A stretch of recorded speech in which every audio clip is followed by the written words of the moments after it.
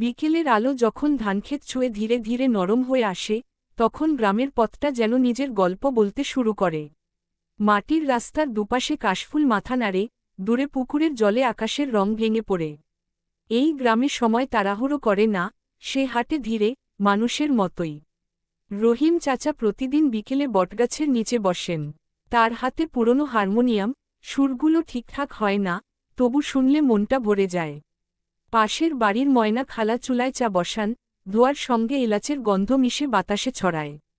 দূরে স্কুল থেকে ফেরা বাচ্চারা হাসতে হাসতে দৌড়ায়, কারো হাতে ভাঙা ব্যাট, কারো কাঁধে ছেঁড়া ব্যাগ।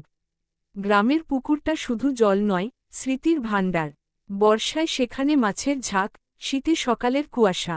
সেখানেই একদিন নৌকা উল্টে পড়ে ভিজেছিল রহিম চাচা, আর সবাই মিলে হেসেছিল। সেই হাসির রেশ আজও জলে ভাসে। সন্ধ্যা নামলে মসজিদের আজান আর মন্দিরের ঘণ্টা মিলেমিশে যায়। ঘরে ঘরে বাতি জ্বলে, বিদ্যুৎ থাকুক বা না থাকুক। গল্পের আলোয় গ্রামটা উজ্জ্বল হয়। কেউ বলে ফসলের কথা, কেউ বলে দূরের শহরের খবর।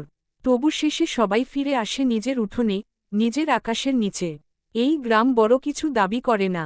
সে শুধু চায় মানুষ একটু থামুক, শ্বাস নিক, আর বুঝুক যে ছোট ছোট মুহূর্তেই জীবনের আসল সুখ লুকিয়ে থাকে।